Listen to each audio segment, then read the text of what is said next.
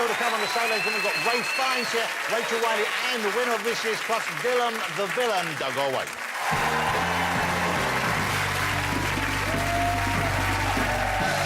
Welcome back to the show. Let's get my next guest out here. He is one of the finest actors this country has ever produced. Ladies and gentlemen, it's Mr. Ray Fiennes.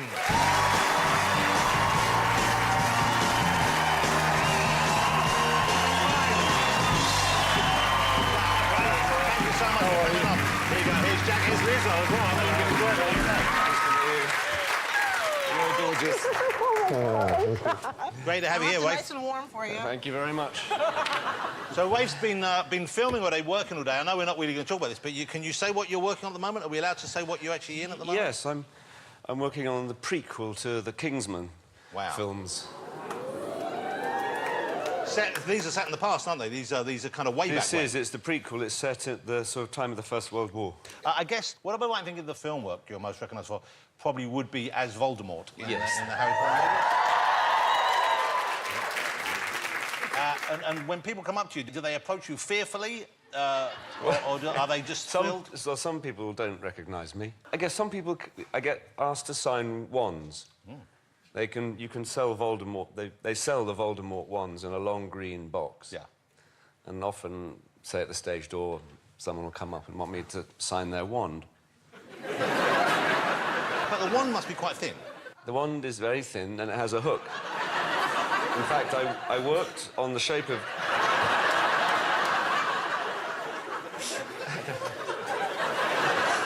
I worked on the wand... I wanted to...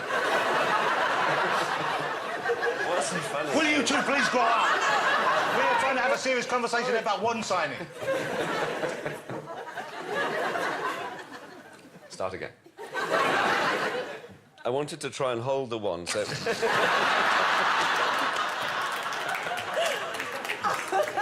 Anyway, so you sign a few wands, so what? Does it make you a bad person? No. Do people ask you, do they say, would you do... If they have a child, do they ask you to do the voice? Do they ever... I mean, I know that that's not something necessarily you'd want to do, but I wonder whether... Sometimes, I remember in the first film, I had to put my finger into Daniel Radcliffe's, Harry Potter's forehead, and I had to say the words like, I can touch you now! Oh. Jesus Christ. I've got chills then. Yeah. Oh, my wand shrank. But what a great film series to be a part of. I mean, do you ever think, OK, I have to not be too scary? Because these are, you know, in part at least designed for children. Not solely, but they are in part. I wanted him to be really as scary as it could be. And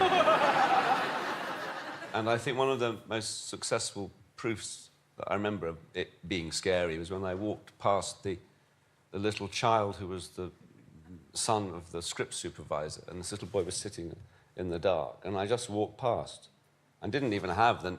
I had my note, I had the makeup, basic makeup, and I just looked, and this little boy burst into tears. That's awful. Fantastic. I've got it. Yeah. Well, that little boy Jack is here today. He's still terrified, I believe. He's still terrified. He's still terrified.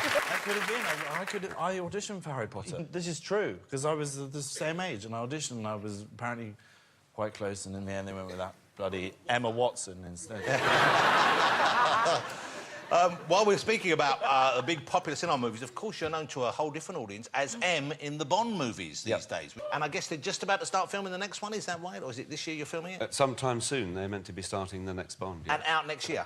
Yep. OK. And Daniel, we know, he's thinking of calling it a day fairly soon. I'm not sure if they're doing one or two now, I'm not sure. I'm not sure. I think he's doing this next one, right, for sure. Yeah. And so after that, who would... You got any idea? Who would you like to see play Bond? Or... I mean, because at one time, they were talking to you about being Bond, weren't they? We did have a conversation. I had a conversation with Barbara Broccoli many years ago. It didn't really come to anything. But would you like to have done it? You know, I don't think I would have been very good. I think that Daniel is a fantastic Bond. He has a sort of really strong weight and sense of threat and danger, I think. I think he's brilliant. What about Jack? Do you think he's got what it takes to be a Bond? Hello? What about Lizzo? Would you like to be a Bond? I can do a British accent. OK. Would you like to do your Bond audition now? Shaken, not stirred. I mean, yeah. Thank you.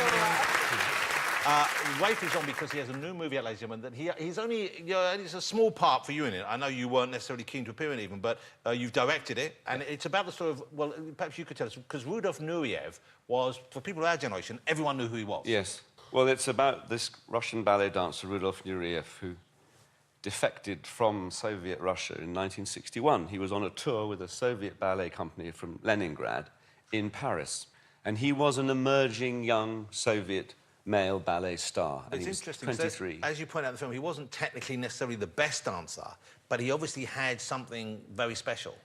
I think he had an extraordinary sort of animal, ferocious charisma on stage, that when apparently he came onto the stage of the Paris Opera, the audiences went crazy for him, just because there was some extraordinary, charismatic, sexual energy that emanated from him. He was really handsome, very beautiful man. Very beautiful man, yeah. It's an amazing story. Have a look. This is White Crow, and it's out everywhere next Friday. Вы знали о том, что он задумал? Нет, И вы утверждаете, что он ни разу не заговорил с вами о побеге? никогда. Он не разбирается в политике. Все в танце. Rudolf Nureyev. It's a great pleasure to welcome you to France. Приготовились? Rudolf Nureyev. We were wondering if you were allowed to speak to us. We're told not to speak to foreigners, not to go out with them. Socialists only. He has to go to Soviet Union. They're trying to kidnap me. Rudy, you have to say what you want. I want to be free. I have an obligation to show the world I'm the best.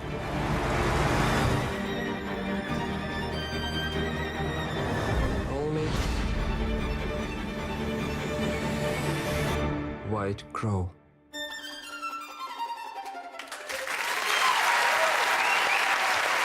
The White Crow from Mr. Ray Fiennes out everywhere on Friday.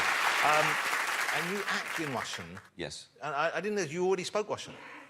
I speak a little bit of Russian, tiny bit, but I had to really work hard on this dialogue, which is way above my level of spoken Russian. I'm thrilled you're directing, but I tell you what, I love seeing Ray Fiennes. I don't know, and it's something which you didn't seem to do so much earlier on, but when you're in comedies, I love seeing what you do in comedies. My God, Grand Budapest Grand Hotel. Budapest Hotel is just an amazing film. That is one of the great comedy performances of all time. And I guess people probably weren't coming too much with comedies, were they? No.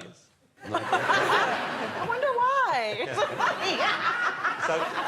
So when they asked, were you kind of reluctant, or was it an ambition of yours to make comedy Well, films? Grand Budapest Hotel, I mean, I'd loved Wes's work, which is very particular. And it was like sort of a gift, because the people often ask me, what do you want to play? As if you have a list.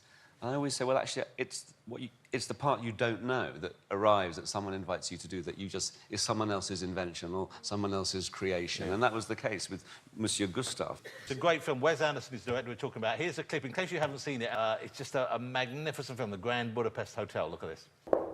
Excuse me? Uh-huh. The police are here. They asked for you. Tell them I'll be right down. Okay.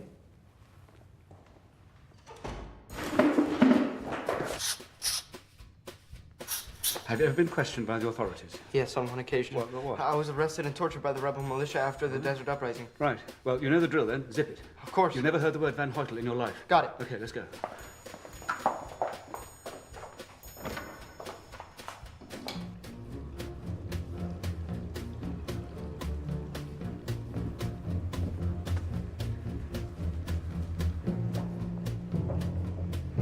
How may we serve you, gentlemen?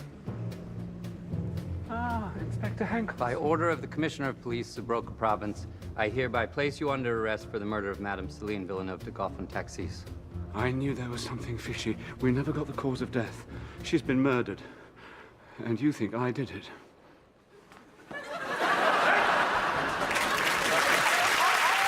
Magnificent. Magnificent film.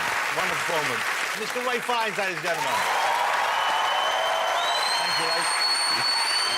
Still to come here on the show, I'll be chatting to Rachel Riley, and Lizzo will be performing at the end of the programme after we meet this year's Crufts winner, so see you after the break.